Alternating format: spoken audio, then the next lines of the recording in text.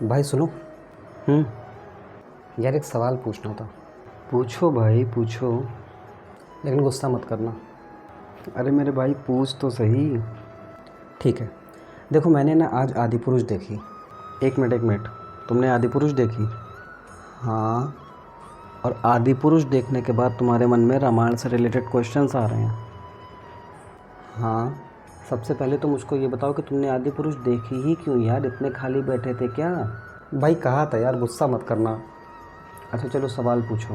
हम्म तो सवाल मेरा ये है कि यार रामायण एक्चुअली में हुई कब थी? कुछ लोग कहते हैं कि वो 11,000 साल पहले हुई थी, कहीं कहीं पे कुछ लोग कहते हैं कि 1 लाख साल पहले हुई थी, किसी मूवी में दिखाया जाता है कि 7,000 साल पहले हुई थी, लेकिन एक्चुअली में रामायण हुई कब थी?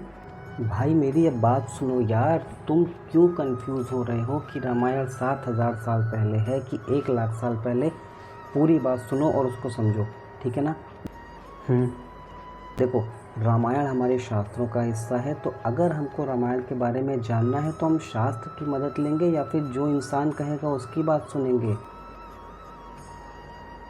हमारे शास्त्रों को समझने के लिए हमारे पास एक किताब है, एक पुस्तक है जिसका नाम है सनातन संस्कृति का मूल ज्ञान। हम्म अब इस किताब के 10वें चैप्टर जो कि है शास्त्रों का मूल ज्ञान, उस चैप्टर में पेज नंबर 217 217 पेज पर हमारे रामायण के बारे में कंप्लीट इन्फॉर्मेशन है कि वो रामायण कब हुई और कब नहीं हुई, ठीक है ना?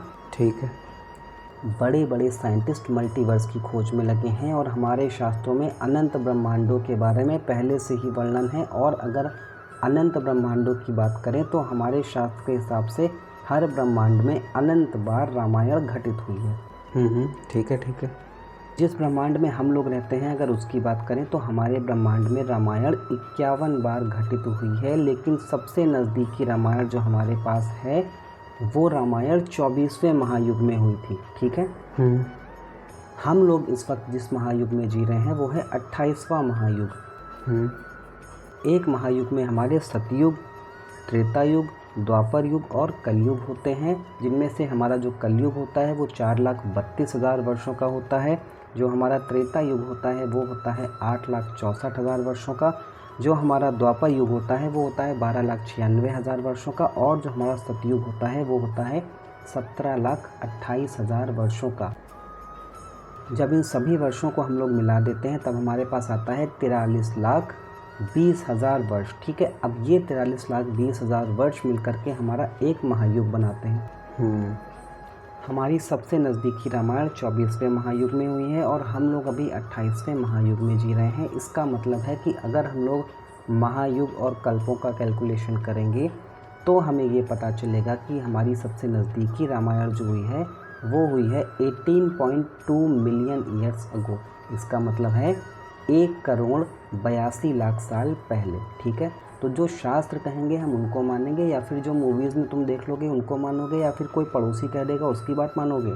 ऑब्वियस सी बात है भाई, मेरे शास्त्रों की ही मानेंगे तो बस ठीक है यार, इस बात को लेकर के दोबारा कंफ्यूज मत होना। और अगर कोई पूछे तो उससे साफ कह देना कि हमारी सबसे नज़दीकी रामायण जो हुई है वो हुई है 24वें महायुग में। हम लोग जी रहे हैं 28वें महायुग में। जो रामायण हुई है वो ना ही 11,000 साल पहले हुई है, ना ही 7,000 साल पहले, ना ही कुछ लाख वर्ष पहले। वो हुई है 1,82,00,000 साल पहले। आ गया समझ में? हाँ। जाओ आप चाय बना के लाओ। अब ये क्या नौटंकी है यार, अभी तो थोड़ी देर पहले। ठीक है ला रहा हूँ।